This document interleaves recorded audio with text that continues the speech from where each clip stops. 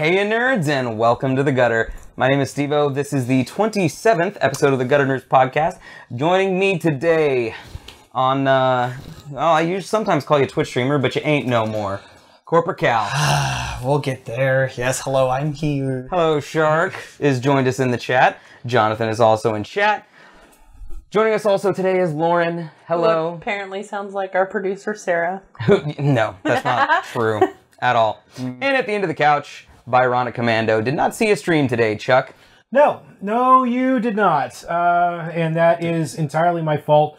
In my defense, though, I am back on that job search grind because, That's good. temp job equals meat. So, Hey, thanks for the cheer, game guy, in regard to Jonathan's birthday. and June. So very cool. Yay. I love it. June guys, has lost our game officially. today's episode is brought to you by Regret, the face you make when you agree to join a podcast. I don't know what the. Sorry. It's not my favorite picture. I don't give a shit. It's a good shot. It is a good almost shot. broke it early. Yeah, I almost broke it early. I don't know what y'all are talking You about. caught it. That was Wow, that was not the Word of face the I day. made when I decided to join yeah. Techno Syndrome 10 years ago. Nope. Well, I was excited about that. Yup. Air high five. How much do you miss that, I miss Cal? a lot. A lot. A lot, because playing lots of music that I enjoy. Oh God, I and miss the music. And coming across, discovering some new artists that we liked and enjoyed and being able to play them and share with other people. And then the bed music. And then the bad music. Like, Not the bad music, the bed music. oh, the bed music. Like yes. the music that played when we were I in the don't remember background. what- Because, I mean, as much as I enjoy hearing the sound of my own voice, We had I understand that our listeners might need something a little bit extra. Did we in have the background. Anamanaguchi as our bed music? I think we had Anamanaguchi, we had YCMK. Yeah, we also had Some stuff Crystal from Fight Club. Castles. We had some Fight Club music. We Yeah. had a lot of bed music that was really, really good. And then that entire album just disappeared. No, I jackass gotta- at DCU. Here, I'm gonna has scoot a in and have you scoot in a shitload little of more this way, BT, too. And then all Gotta of be our careful. bed music. No, and to answer your question, Jonathan, no, I did not shave my head. I just got a haircut. So it's just He a has little nothing to shorter. shave, remember? So no. Looks good. I like it. Thank you. It's just short. So it's Eclipse Day. What you been playing? Chuck, you were super enthralled with something earlier. Come back to me because I'm going to kind of lead You're in gonna on lead that in one. on that one. And June says your legs are so tan, Lauren. What have you been playing? You've been playing Sun, I guess. Playing in the sun. Sun HD. I've Been playing. Oh God, I was about to say we're playing water sports. That's no. Oh, no. No, we have not. No. That one's confusing. What have you been playing? No, not yet. What have we been playing? That's what we're doing now. What you been playing? Yeah, what game have you been playing? Oh, I'm going first. Yes. Okay, I'm Ladies No, first. more to the point. I'm going last. We're the lady of the room. I'm sorry. I'm not accustomed to this, okay? Chuck, is Peter mean to you? No. He doesn't treat you like a lady? He's certainly We're impolite. equals. Peter. We're equals. Peter. I've been playing Sims 4 Yeah. because I like to kill people. Have you got any creative kills in Sims yet, or are you still building up? We're going to turn this into an episode of Dr. Phil. Oh, Shark just said a friend of hers just got Dream Daddy for her. I really want to stream I Dream wanna Daddy. play that. That really sounds like a really bad porn. Apparently, you should Dream be. Daddy? It kind of Sort of is. It kind Okay. of is. Sort of. Okay. What in Sims 4 has been so lately for you? What I have you just done? got the murdering. upgrade for. I just got the upgrade for vampires. Uh-huh. So now that I'm like a master level vampire, I can kill without guilt. Oh, So I can drain them completely. killing without guilt. That sounds like a... The Lauren Buck story. Can I make a mention real quick as to how The Sims was at least nice enough to program guilt as the default status for killing people? Actually, okay, here's the thing. It's a level system. So Oh, you dear. have to take a con with the pro. Okay. So, like, if you level up, it's like, okay, now you get this, but you have to take one of these as well. So, like, guilt is a thing you can take, but so is, like, you can't eat regular food, you can't do this, you can't do that. Okay, interesting. Like, it's a level system. There's a give and take that has to go there. And so... Game Guy says that you should be playing DC Universe Online again. Yeah. And June thanks you for reminding her that she's got to kill Calvin. Yeah, come on. I know, I'm just... It's just a video game, man. It's just a game. It's an electronic game. avatar. You'll be okay. There are people that get seriously butthurt whenever they're made in a video game with a character creation, and then they die. Yeah, Steve does it to me all the time. No. You two are actually lovers in my universe. Oh, yeah. I buy it. Well done. They're I lovers was in going to this shake your universe, hand, too. but okay. What you been playing, Cal? I've been playing 20XX, besides also PUBG and... Chuck, is 20XX the Game Grumps one that Aaron lost his shit in? I don't think Playing, so. you know, the jumping one with the vine that was shooting... Oh, that's Battle Kit. Battle Kid. Okay, So- never mind. I'm thinking of something else. What's So 20XX? 20XX is essentially a Mega Man clone. You That's have the you, name. you have a Mega Man and you have a Zero clone, so you can play either person. But what makes this game very interesting and very fun, which is why I think you would love it, Chuck. It is a side scroller, of course. Has your traditional charge up weapon for Mega Man and Zero, so you have your Buster essentially. Okay. But when you go to play the game, But Calvin, the Buster kept you out of handcuffs. that was poor joke. Anyway, keep going. Oh God. I guess I'm glad I didn't get it. Yeah, I don't know. I just like what somebody else makes. But Did you guys literally... That's Yeah, okay. yeah. That's You what- didn't get it? I didn't Okay, get go it. ahead. But so you would like this because everything is randomized. You don't. No, you know how, no longer you do have a boss that you can select. Now when you hit play, you're thrown into a level. The level is randomized. The boss you're fighting is randomized, and then you get random power-ups throughout kind of level, like armor upgrades and everything. That's pretty cool. There's slide dashes. There's jumping. There's the wall grind. Wall sliding. I have And there's permadeath. But here's the kicker, Chuck. Here's what makes it more fun. The more fun about this game is that when you do die and lose all of your health, and you officially die, you have to start over without any of your powers again. And Sure. it's like a speed run. It's like a run. You have to run and collect as many powers as you can before you die, and once you die, you start over again. Sounds like, oh God, what was the one I was playing at the very beginning of my YouTube channel? With Faster than light? no, FTL? not FTL. After that, the swords, So it's Risk or Rogue Legacy. Rogue Legacy, yeah. It sounds like that, except with Mega Man. And I have played FTL and I played Rogue Legacy for my YouTube channel, which is woefully ignored. I'm so very sorry. And I have a real love-hate relationship with procedurally generated games. Because on the one hand, it's procedurally generated. You never know what to expect. Exactly. On the other hand, it's procedurally generated.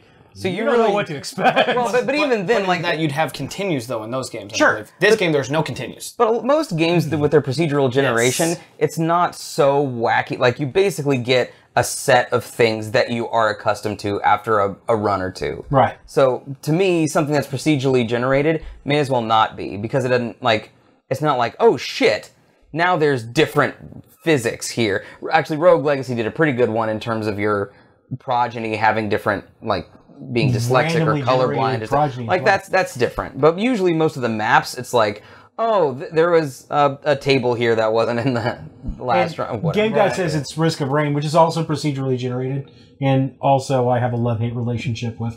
So, Well, I've been playing nothing really this last week. I've just been doing a shitload of editing. I've been watching the Mystery Science Theater reboot. I started. I started that one today too. I started Iron Fist Ooh, Yeah, to you get to the did. Defenders. I'm a little behind I there. already watched all Defenders. Did you like it? I did. But Okay. I also like, I mean, even if some of the storyline's bad, I'm going to watch it and be like, oh, okay. Like, Luke Cage was okay. Oh, I love Luke I Cage. just finished all of Luke Cage. I need to work on Luke Cage is the shit. Jessica Jones is the shit. Daredevil's the shit. I can't wait Daredevil until season season 2 is kind of shitty. I didn't like it. Except Bernthal's Punisher was fucking Amazing. ace. Yes. Ace. And I'm ready for Punisher. Ready for Punisher also. We spent this weekend doing stuff, hanging out, meeting up. you still did we some didn't parkour? Oh, I did play some speedrunners with Red Six. Yes, They beat the shit out of me did. too. They That room trounced the was fuck out of me. so I think that's fucking loud. Isn't that most games anybody play against you, they just dominate you at. Don't you only go at He like likes one being game? submissive. Like you're only good at maybe Super Smash Brothers. Like, I mean that. maybe. I thought you were gonna say. I don't know. If you're good, if that's the game I'm good at, I'm happy. You're not that good at Halo. You're not that good at other first-person shooters. I'm alright at Paladins. I mean, he's all right at Paladin. but I'm alright that's at a team. Paladins. That's a team game. I'm talking like solo dolo. I'm talking like just conquest and just beat down the other person. Okay. There's so much sadness in his eyes. Because he's not denying it.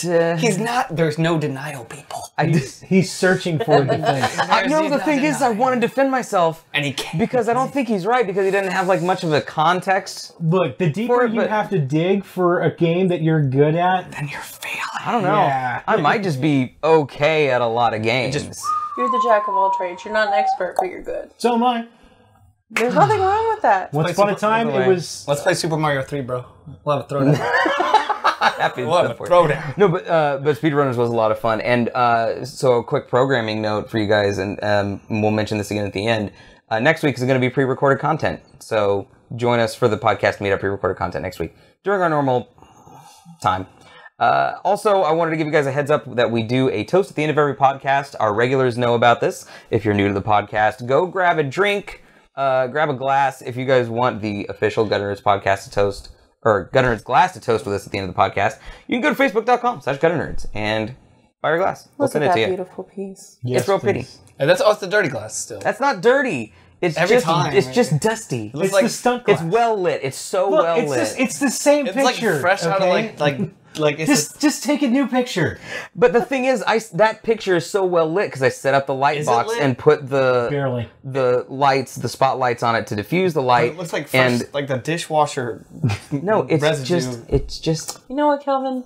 Wash Nothing the will glass please me. pristinely, and then take Nothing it, will please This me. is and a then guy we'll who works at update a it. 5-star restaurant. If he, And then I he did a can dining do it. experience. Then He's you should super have, picky. I polish He should glasses. have no problem doing Yeah, it get a because he does it microfiber every glass day. and polish it. It's not- I do want to thank June and Lotzer for joining us on our IRL stream when we were driving up on the road trip. You guys are awesome. And Lotzer, your name is now on our front page, just so you know, because Lotzer gave us a donation. Woo, woo, woo. So he's the best. So Chuck, today we're going to be talking about masterpieces. Games, video games that we consider to be masterpieces. And you guys let us know what your thoughts are on any of these games or games of your own. And I'm letting you guys define this term however you want to. Here is my definition of a masterpiece. Is either an outstanding example of something above all else. So a masterpiece either from an author's oeuvre or even a genre. That was really nice. I appreciated that. Or something that is so thoughtful where the creators put so much thought into it from beginning to end that that whole experience seems like a well thought masterpiece. And Lotzer says our stream's the first one he's ever donated to. That's awesome. Thank you. Man. Thank you for That's Jeff sweet. Bezos' money. And no, he donated his straight own money. Oh, well, thank you for your not a sub. money. He just gave us his money. Yeah, he's the shit. Very nice. But so Chuck, I'll have you start because it ties with what you've been playing. Yep. And what you were ignoring us during the pre-stream for. So I have been playing a game called Shadowrun Returns. And there's that Stop one. saying hi to Nightbot. And then there's 2 others that came out after it. Shadowrun Returns? Shadowrun Returns. Okay. I'm playing one of the expansions for it right now. Okay. I played the original, and it is phenomenal. It plays like XCOM. So, turn-based. I like that. Turn-based cover fire. strategy. And, I remember playing Shadowrun for the Super Nintendo back when I was like 9 or 10 years old. And I immediately fell in love with the game. Mm-hmm. And I fell in love with the world in particular. The Shadowrun world. The Shadowrun universe was what got me into tabletop gaming in the first place. Okay. Because I couldn't find anybody that played Shadowrun when I found out that it was a pen and paper tabletop RPG. But I found plenty of people who could play D&D and people who played Pathfinder. So I had to start somewhere. So I started there. But there were 2 games that were made. There was a Shadowrun for the Super Nintendo, which I consider one of the earlier masterpieces because the music is phenomenal. The graphics look great. The action is a little This is a plotty. 16-bit? This is 16-bit. This is for the Okay. Super Nintendo. They made another one for the Sega Genesis, focused a little less on story and a little bit more on action, but apparently it was good enough that it inspired the Gregs to create BioWare. Okay. That game was what inspired those 2 guys to make BioWare, and I think their first game was Baldur's Gate. This game is far from a masterpiece, but it did in part of this series is the Shadowrun on 360, which was the arena combat game. Mm-hmm. That's part of that same franchise, right? We don't talk about that. Oh, okay. Wait, no. So the game that you were playing on your phone, Shadowrun Returns, made by the same people, more or less, that made the game for the Super Nintendo, and they even have in the original Shadowrun Returns, they have characters from the Super Nintendo version. And so this game is a masterpiece to you. Why? Well, the Super Nintendo version, like I said, the music is great. It is very fitting for the setting. The graphics are great. Again, very fitting for the setting. What I try to look for when I think of a masterpiece game is here is a game that is trying to do something with itself. Here is a world that we're trying to present to you. And everything that the game does has to add to that picture as much as possible. So with Shadowrun trying to build a world, that world was extremely well built. So much so that it developed a cult following, and then when they decided, hey, we're going to make another one, and we're going to make it for tablets, they kickstarted it, and it blew its primary goal right out of the water. Is world building, do you guys think, an important aspect of a game being masterful or masterfully done, or is it just a bonus? Like world building as in like you're building part of the world? No. World building as in they have created an in-depth backstory to the world and that you are inhabiting. They try to present a setting for you. Just depends on the game for me. It does depend on the game for me as well. We're talking about all these masterful games and everything. Like when you jump in the world of BioShock. Okay, I would say BioShock is a masterpiece of a game. In that ideal of world building that you're bringing up, then they nailed it. Oh, yes. They nailed it because you feel involved, you're immersed, you're part of the. You feel part of the society. Immersion might be a good because it just throws you into that game, and you don't want to stop playing it. I jump into chat real quick. June, I hope you're okay. She bit her piercing. Our lip piercing. That sounds. I'm sorry, guys. We'll just take a moment to hope you're okay. All right. Well, so in the way that Shadowrun was a masterpiece to you, that like all of those things like worked and clicked together. Mm-hmm. Cal mentioned BioShock, and we'll have a couple of games to show you guys later as well. But do you agree that BioShock is a masterpiece of a game? Absolutely. Did you play through BioShock, Lauren? I'm playing Infinite. Sure. For sure. I watched Peter play the first one.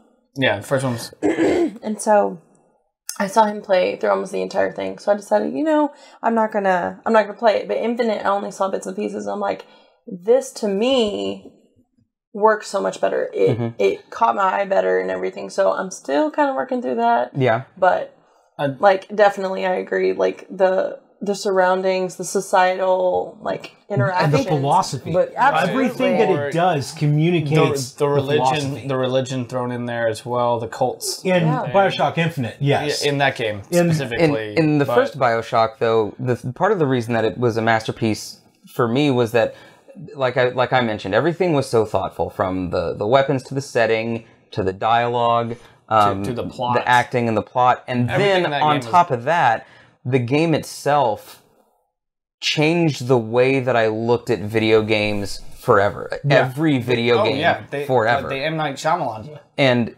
not just the plot twists, but just the thesis of the game. And that kind of tied into the plot twist, and then they expanded upon that plot twist. Right.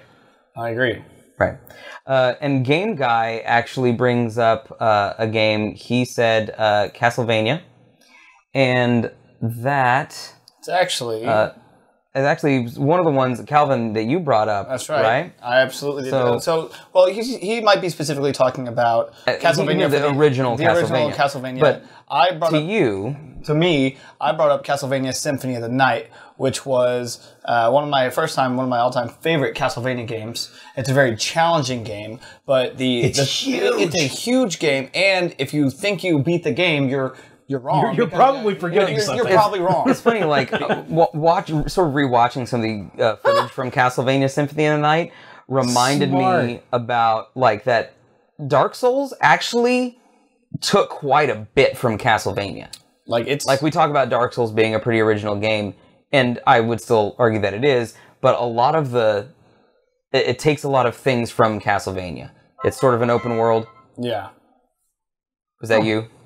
Chuck, Yeah. If you guys want professionalism. no. I was about to say, the three of us were like, did you meet it? Did you meet it? Right. But this game as well, like the score, the entire score of the game is phenomenal. Like, Oh, yeah. The whole art, the way everything is drawn for its times. It's a 32-bit for the original PlayStation. It is a great game, and the concept of all the powers you get, what you can do, and your whole goal. I mean, you can get lost in this castle, leveling up, doing everything, trying to find everything.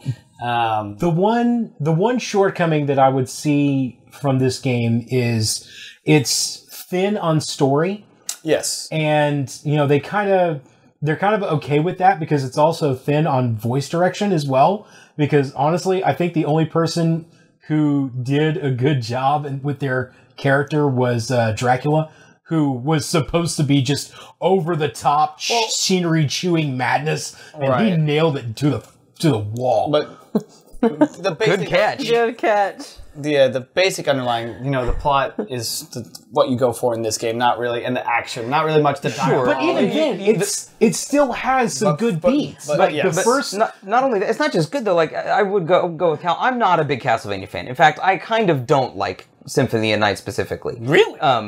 Actually, let me rephrase what I said.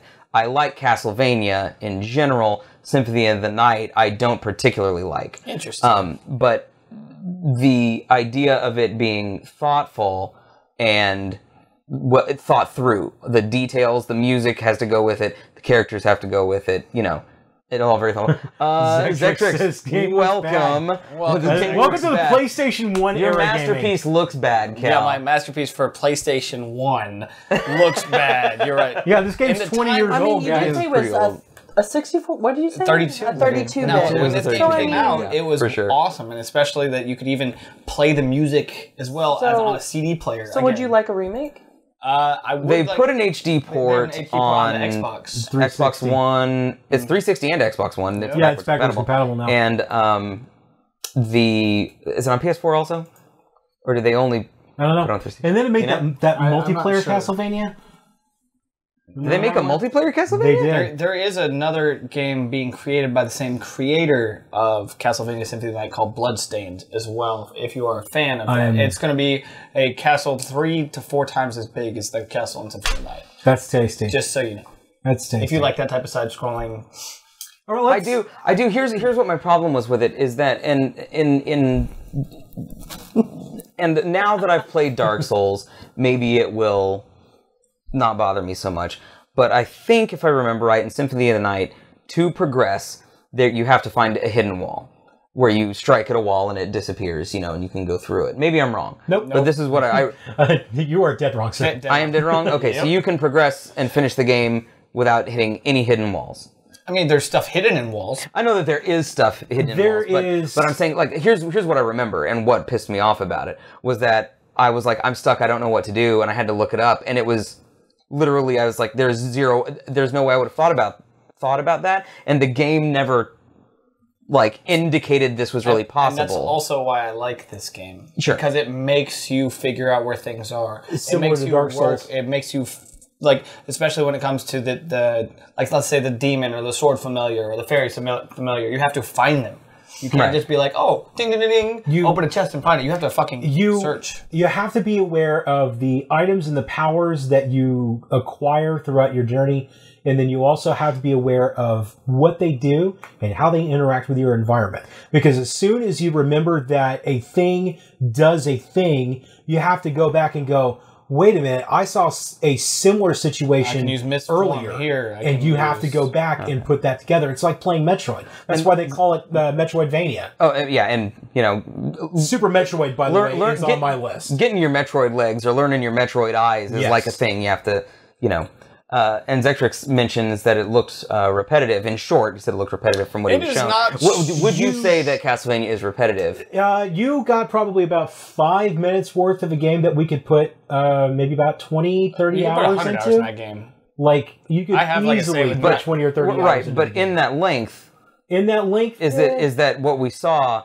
What you do the whole time? You did kind of pick a slow part of the game. You got a mini boss, and then a little bit of jumping around, platforming, which a lot of platforming, side scrolling, yes, but platforming can tend to drag on a little bit, but and there's a sense though in that I guess literally what you're doing is repetitive because. Right, you're just fighting. If you're things, playing Kirby, it's repetitive. Right, If you're playing Pokemon, it's repetitive. If you're playing poker, it's really repetitive. Anything you play has a risk of being repetitive, but there's enough variation in the castle itself to be in new places, learning new enemies, learning. The reason Dark Souls doesn't get repetitive for me is every time you see a new enemy, you're terrified and you have to start from square one, learning what it does. I feel like the Doctor every time I run into a new enemy in Dark Souls. I'm like, okay, here we go.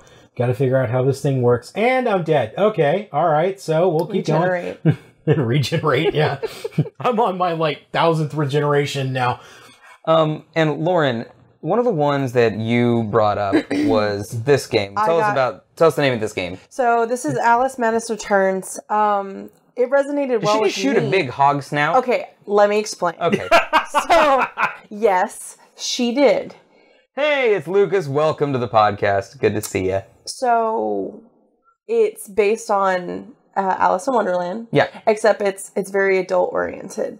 A lot of shit goes down. So you got to bang your way through the. You don't. She's a psych patient. Okay. And there's something wrong with her. So she's on Molly. So I noticed that she holds this dagger, like a shiv or something. That's the Vorpal blade. Okay. That's the Vorpal blade that goes snicker snack. Yeah. And she has a pepper grinder for the baker who has pig snouts. Okay. She's collecting teeth. Okay, that's the other thing. So the basic of this game is her family died in a fire, and she's in a psych ward because she believes it's her fault. Okay. And everyone around her has told her it's her fault. So this is like the 1920s of England. So women who don't have family, who don't have anywhere to go, are either pushed to a whorehouse, are either pushed to be a handmaiden, or in a psych ward until they're out on the streets homeless. Yellow wallpaper, anybody? Lady, where is your escort? You belong in an asylum. Exactly. So exactly. Going on to the basic idea of the game, what makes this then a masterpiece for you? For me, it resonates well with my personality. Definitely. I'm not crazy. I'm not crazy, and I know crazy people say I'm not crazy. But you're into the Victorian goth. I'm very Victorian goth. And I love the fact that it's I hate to say it, but very gender role here. I love the fact that it's a woman trying to fight off her own demons. Yeah. And for me, it resonates really well. They use Alice in Wonderland very extensively through this. And especially for it to be an adult game and to not actually have sexual content. This is Alice. Is huge. Madness Returns. Madness Returns. American McGee. Excuse me. American McGee was on computer, and if you got the 360 version, which is what we're showing now, it actually comes with a download that you can play on the 360. The problem that I had with it didn't translate well. So there's one part that I could never get past because the joystick wouldn't work as well as the ASDF or the keys themselves. Well, the world looks very thoughtful in that all of the artistic design seems very specifically chosen from the teeth and the blade, and it's dark and disturbing, but also colorful, which is it's Alice in Wonderland. To be both of those things is to me, I think, is very difficult. It frightens me, truthfully. This level of surreality, all the different colors. You're a big Tim Burton fan, aren't you? I am. I very much am. I'm not. See, look, Finish Your Soup Girls, Bovine Juveniles gave it, they're all for it. That's one of the whorehouse maidens that's supposed to take her under her wing and show her the ropes. Show her how to be a whore? Yes. Yeah. And so, it's super intricate, and, you get memories of, what happened to her family, and, you go through a burning door during every level, and it's just so intricate and beautiful. Resonance is something else that could make a masterpiece. The ability to connect with the game at its heart is good, which is what I liked about what I like about Shadowrun, for instance, like I didn't realize how big of a nerd I was for the cyberpunk world until I played Shadowrun, and I was like, holy shit, I love every aspect of this. 20 years later, I'm even more in love with it now than I was then. And what you were saying, Lauren, is absolutely right. That especially for when that game came out, only now are we starting to see more of that kind of story being told from, especially from a female perspective. Yeah. It's very rare we get psychological games, and most of those are going to be male centric. Which one of the games that I consider to be a masterpiece is about that, Spec Ops: The Line, and we mention Spec Ops: The Line all the time. But I'll talk more about that. But Hellblade is a recent one that I think you would really enjoy in that same line of like exploring a psychosis from that perspective. Hey, Lucas, thanks for the follow. You get a dancing Chuck for your troubles. Thank you. Only in GIF form. In GIF form, yeah. He don't dance. We make him dance in person. I make him dance. But you know what they say? If your friends don't dance, then they're not. Oh God, it's true. Ugh. But Chuck, you can dance. You can dance. And you're my friend. Everybody look at your hands. Wow.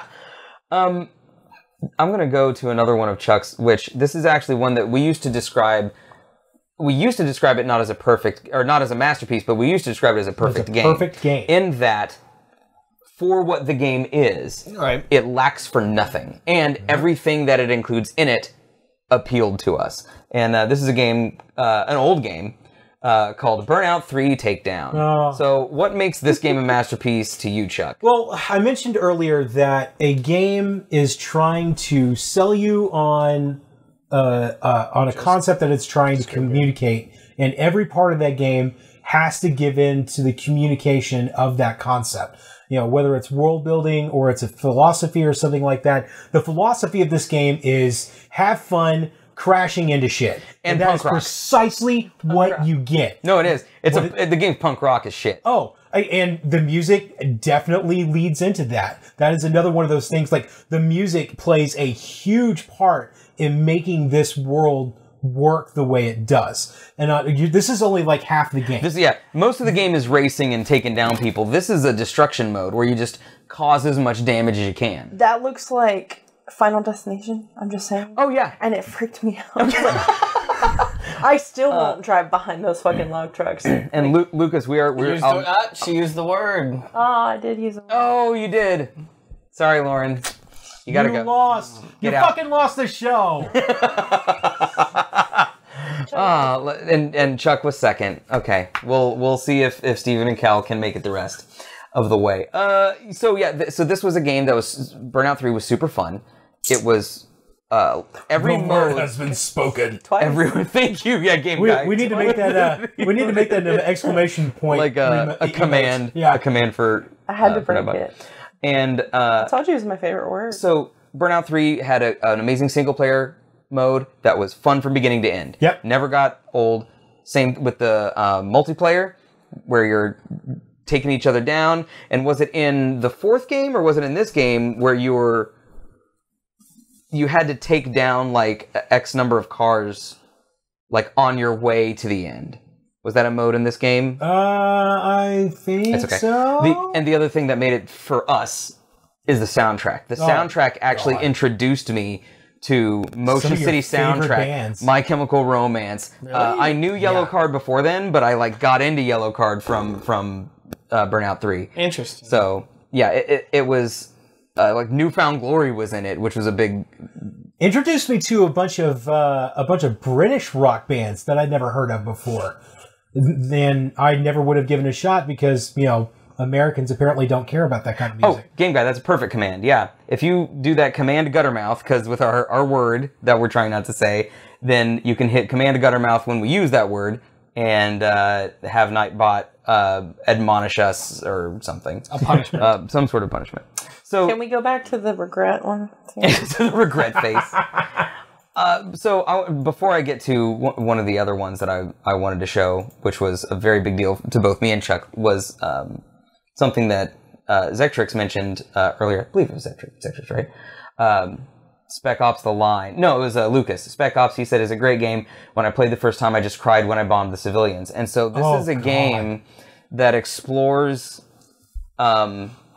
it is very loosely based on what's the book? Let me put it to you this way. Heart of Darkness. Yeah, It's Joseph loosely Conrad, based on Heart of Darkness. Heart of Darkness, and then you read the book, and then you watch Apocalypse Now, and it's updated for the Vietnam era, and then you play this, where it's Apocalypse Now updated for the Iraqi conflict, is what that is. And I will mention real quick that Jonathan and Lotzer both said Shadow of the Colossus was a masterpiece. Yes. I will give that to you too.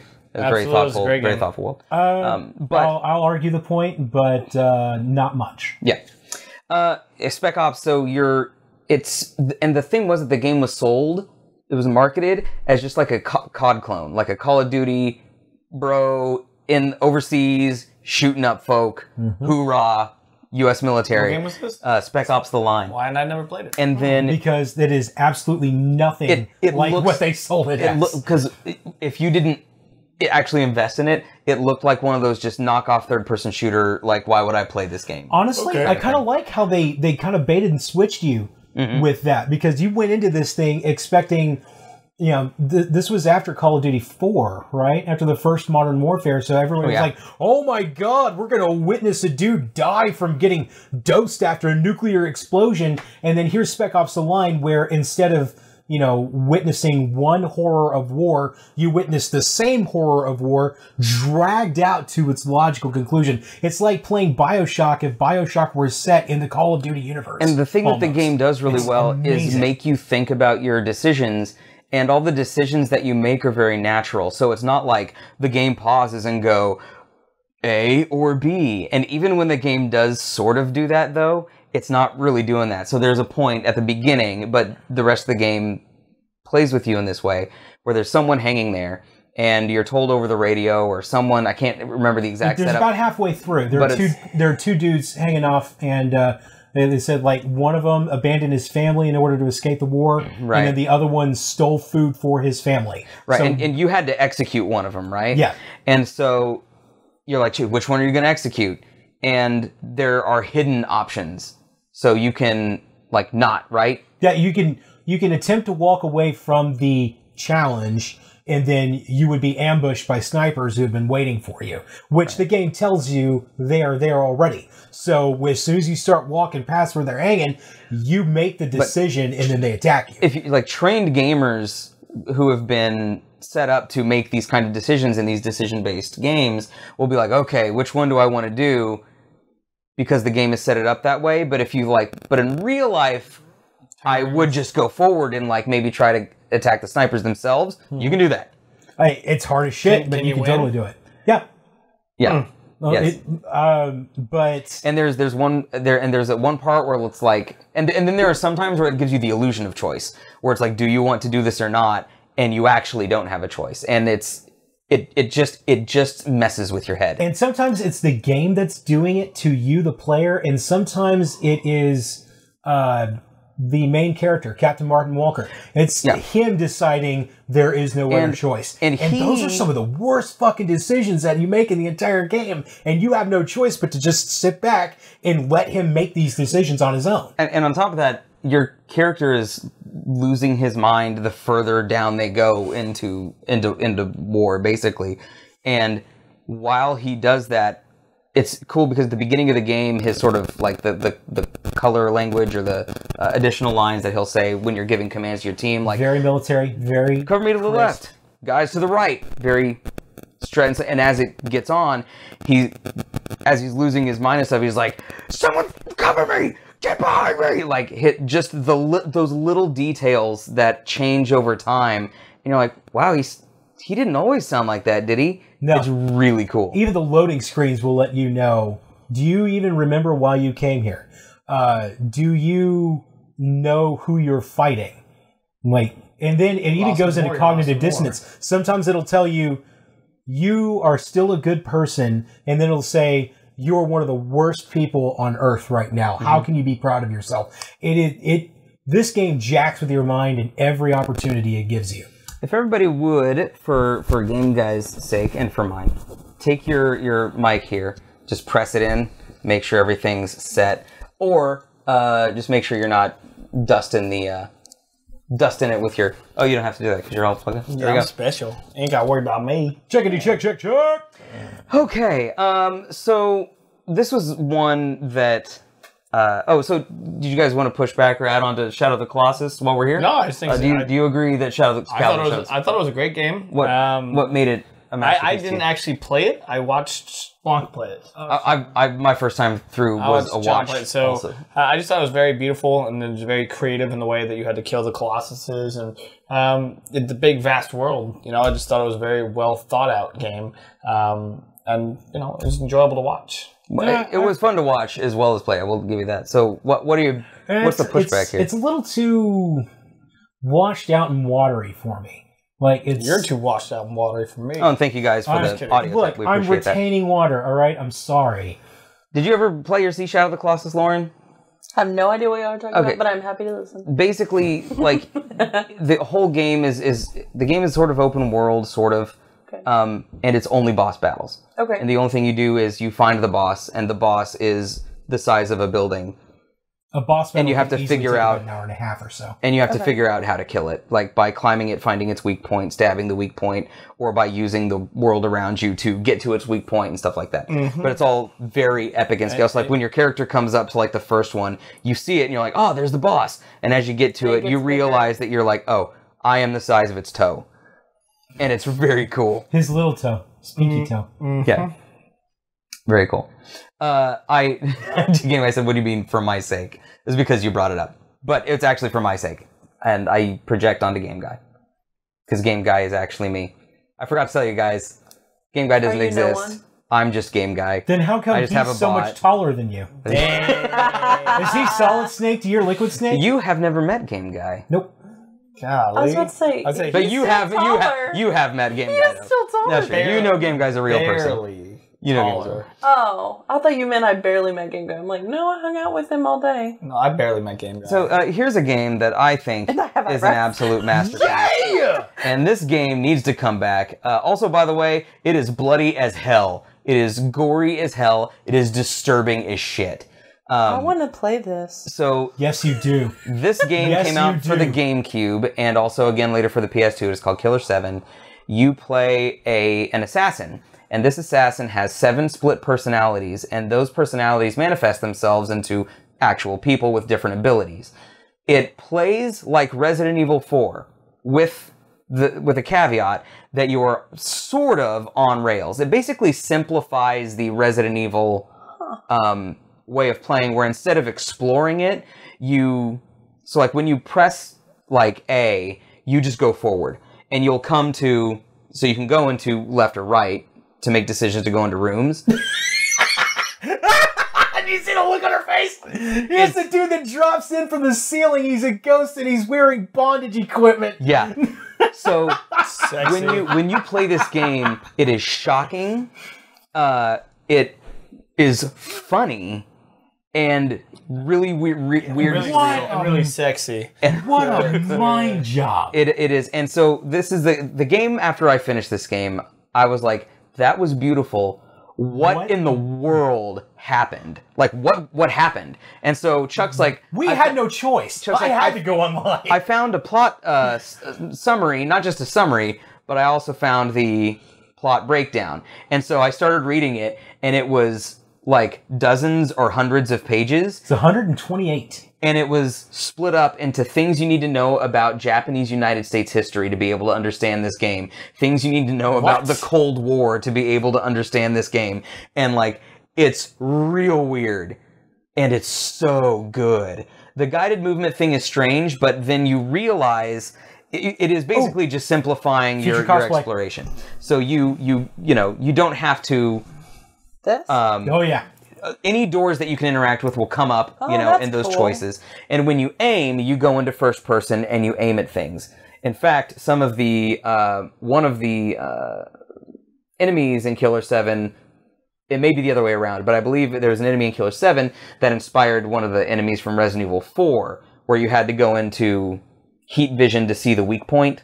All of these are like that. The regenerators have a weak point or several weak points throughout their body, and if you don't shoot those weak points, anything that gets blasted off of them just regenerates.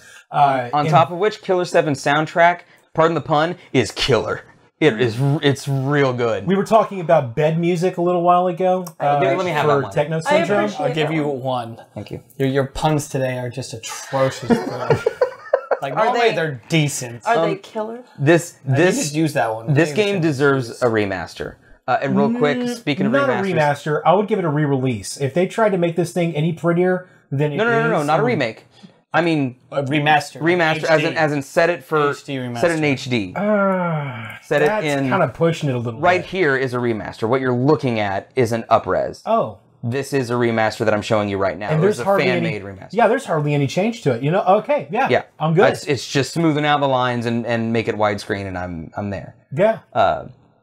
But this, if you guys can find a PS2 or a GameCube, I'd it play is this. worth finding to play this game. I still have my copy. I'm serious. Can I borrow it? There are scenes. Get back to you on that. There are scenes in this game that still disturb me, like to this day. Like I'm thinking particular? of one in particular Yeah. where I'm like, how in the world did that make it into a video game? It's jacked up. There's some really jacked up shit in this game. So, for somebody who has not played this game, I have not the played it either. 172. Don't worry about the plot analysis. Just play the game And then and get mind screwed, and then Okay. Yeah, you need your brain to melt a little bit before you actually try to You don't- piece this you don't- together. yeah, and it has multiple playthrough. Like there's no. Oh wait, there is a choice at the end of the game. There are multiple endings to the game actually, right? I don't. Ooh, I don't remember. I think there might be. Lucas asks about what do we think about the GTA series? Would you consider any of the GTA games masterpieces in gaming? 5. You would say 5. Yes. Explain yourself. So, the first couple of GTAs, the first gen GTA, top-down turret controls, it was disjointed, it was chaotic, it was extremely shallow for me. GTA 3 comes along, they actually added a story element to it, and then they added like legitimate combat to it as well. You know, GTA 3, remember, was one of the first on console, especially that open world sandbox style game that most games are now. And they, for what it was, it did a good job. But like even looking back on it now, especially looking back on it now, in light of where it is in its modern era, it did not age. Would you say well that at all. that the GTA series is a thoughtful series, or any Define specific thoughtful. game? It Like is that- now. that- Now, like when they had their change in GTA 3 and Vice City, when those games came out, they had a dynamic change of the entire thought of the game. So, in when it comes to what they're doing now with it, it's a lot of inspiration, doing your missions, but there's so much violence. But do you think that the worlds though have a lot that the developers put thought into? Like what every piece of this world does to you and for you and interacts with each other, or is it just a bunch of dick jokes and violence? I would say the best way to answer this question is to look at the difference in delivery between GTA Online and GTA 5 story mode, like the single player campaign. Because when it comes to GTA Online, there's still a whole lot of that surface level that everybody loves about the first game, and I think they are pushing that into perpetuity with the online component. But when you go into the single player component with the campaign and everything, they fleshed out not just one, but 3 playable characters. They made the interaction between the 3 of them a focal point, and they really played with that. On top of that, they tried to make those 3 individual lives as they interacted with the entirety of San Andreas another focal point, and it allowed them a lot more focus because they could kind of tell the player what to do. They noticed, I think they noticed when they released Ballad of Gay Tony and The Lost and the Damned that people were starting to pay more and more attention to the story. And so with GTA 5, they just opened the floodgates with the story, and they gave you this thing that just really fleshed everything out of it. I feel the opposite. I feel like that they... So I was going to say that I think Vice City was probably close to a masterpiece in that every piece of the game talked to other pieces of it. It felt like an immersive world. It was very memorable. Like I remember even the final mission. If you don't remember, here's a thing. If you don't remember the last mission of any game, it was a bad last mission. Yes. You should remember the last mission in any video game you play. And the last one in Vice City, I remember that Tony Montana being inside your mansion and they attack you and you're like holding them off. And I remember feeling that. I think GTA Online is close to masterful, a masterpiece. I have a problem with the way that they give you currency. It's just not enough. It is enough to make you need the currency. We need money. We always need money. There's never a time where you have so much money in GTA Online that you just don't know what to do with. Yes. But it also is such a grind. But the reason that I almost put it there is because the grind is pretty fun with your friends. So anyway. What I appreciated what they did with GTA 5 and with the single player mode in particular is they have taken the game away from self-parody and into social satire. Like, there are so many little things and big things that happen within the GTA 5 version of San Andreas that is just a constant plug as to how shitty American society is. And they are unabashed about it, too. The thing, though, that I was going to get at a second ago when you're talking about Ballad of Gay Tony and stuff like that was when through 4 and Lost and Damned, they were all very probably thoughtful, and the story was a big part of those games, but they weren't so fun. And so what you said, they focus on stories since Ballad of Gay Tony, I felt like that's not true, but I think that they saw like Saints Row doing really well and be like, oh, people still want to have fun. And so they add more of the action-y, goofy, and then in 5, being focused on the heists and stuff. Like, that's brilliant. Yeah, it was. That was brilliant. And we'll be getting into the heists in a later episode, too. So yeah, we have a heist podcast coming pretty soon. A couple of last things before we wind down from the chat. Zectric says, I think the game Empire Earth was an RTS masterpiece. For sure. Never heard of it. I say for sure as if I haven't. I can understand. People really dig their RTS games. They do. Like the good ones, the balanced ones, really, really do well. And Lucas points out they wanted to make multiple playable characters in San Andreas. And I actually remember the last mission in San Andreas, I think. Samuel L. Jackson was chasing a fire truck. I never beat it. Oh. Samuel L. Jackson was in San Andreas, though. Yes, he was. Monster Tenpenny. By the way, Hitman's Bodyguard, we saw that this weekend. Mm-hmm. If you can shut off your film critic, it's a damn blast. Just shut off the voice in your head that makes you need movies to be a certain thing, and it's fun. Have fun. It's just friggin' fun. Okay. Game Guy says Battlefield Hardline had a great last mission, oddly enough. I never played Hardline. I never did either. And Lucas says online mode is cool too, at least for me. And June says cheers for June. Yes, cheers for June. And actually, so it is toast time, and I will hand out. If you guys want to grab your Tuaca. Your glasses. This is the last of the Tuaca. So all of us are having all of us are having it. Is the tiniest little bit. That's fine. For you. I think I'm prepared. I'm okay. Because I know what I'm toasting, and it is going to a good thing. So if you guys grab your glass, grab your drink. If you have something you want to toast to, let us know. Chuck, where are you starting? Right. I'm going to talk about the weekend that we just had in Oklahoma with the Haldanes. Guys, thank you once again for hosting us. Thank you once again for a really good blast. Next week, everybody in the chat, the video that we will be showing, it's just on YouTube, right?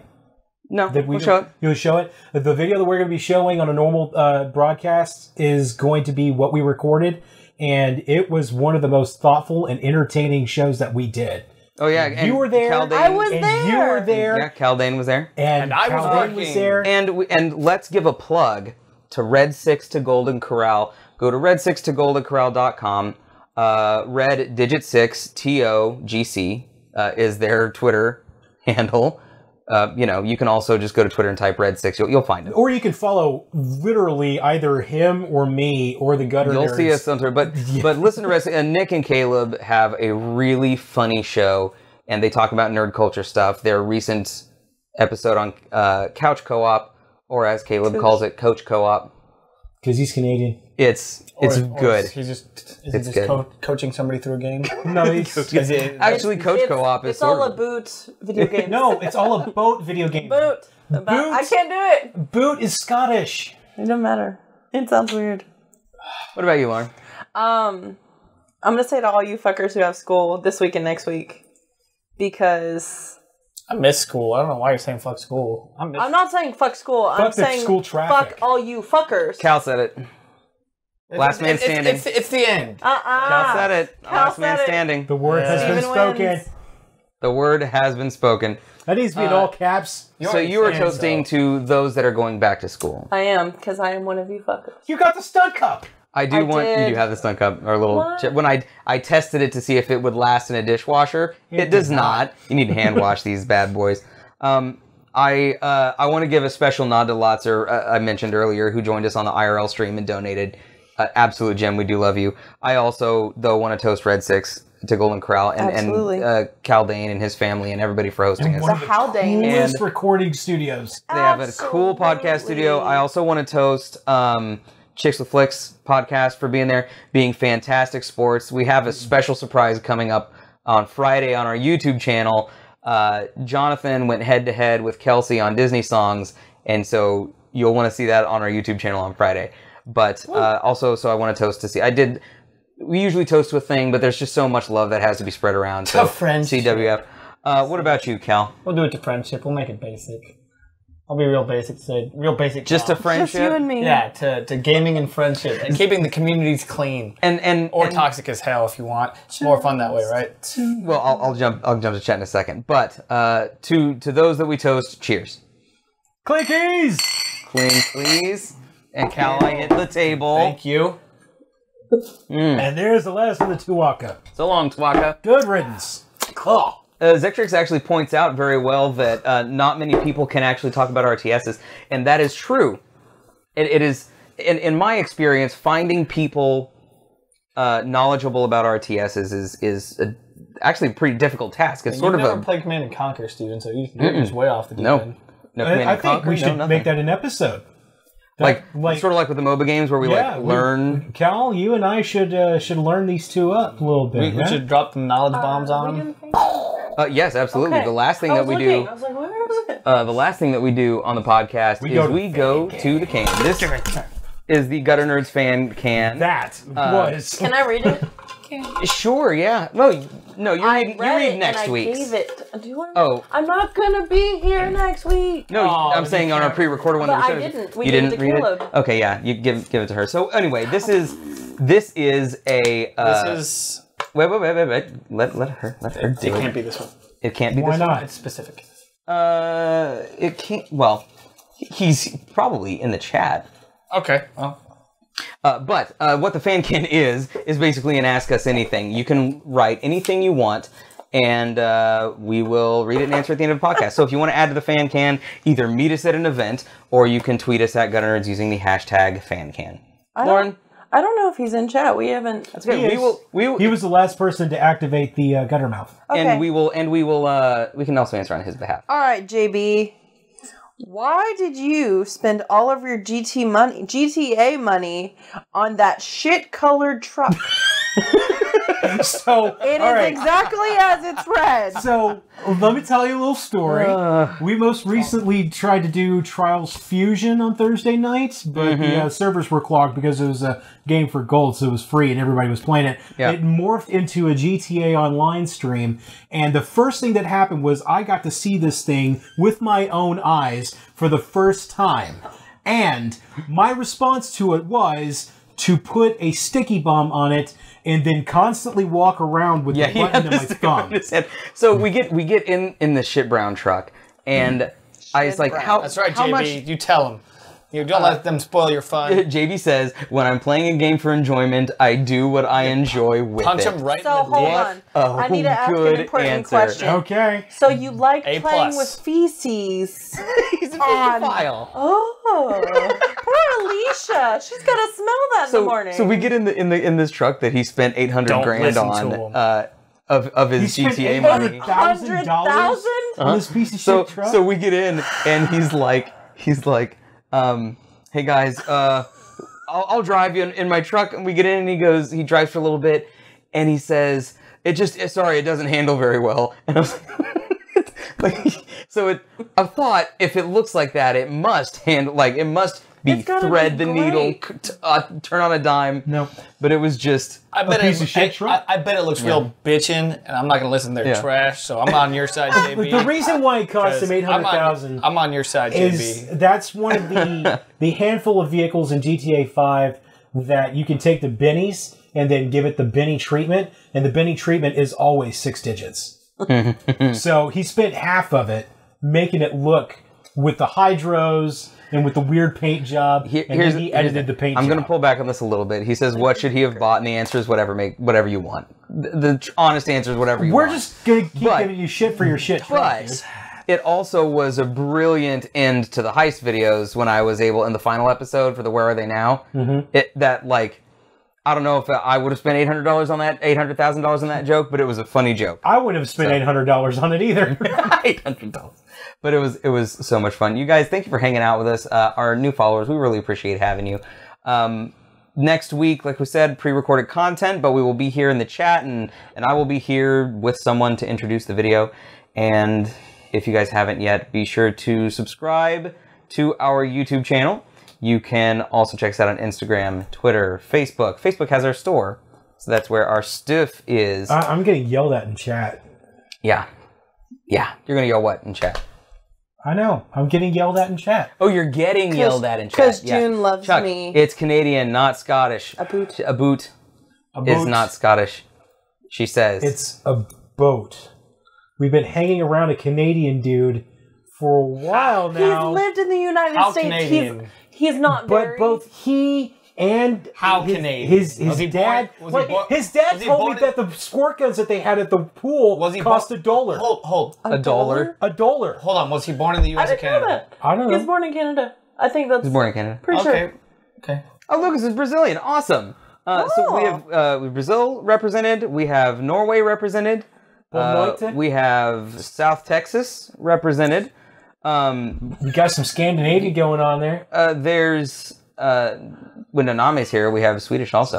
Well, it's sure as hell not Scottish. It should have been that. It's about that, right? It's about that.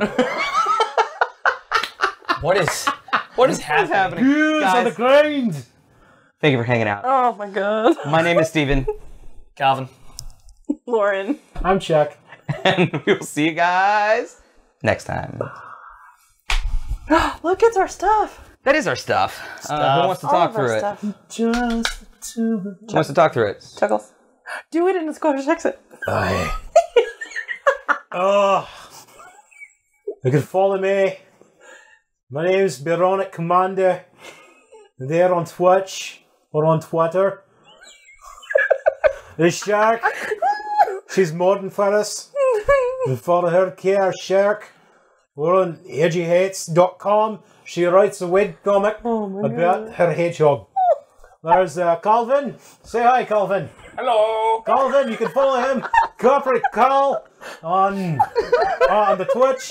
And the Corporate Hogs. Corporate Hogs? I can't read them all. Hey. Actually, now you need a Twitter for corporate hogs. Like now that is well.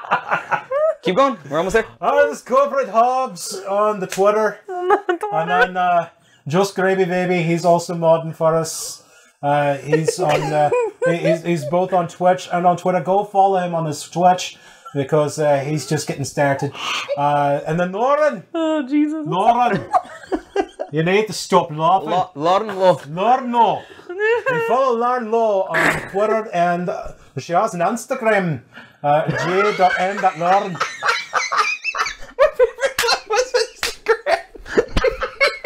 And scene.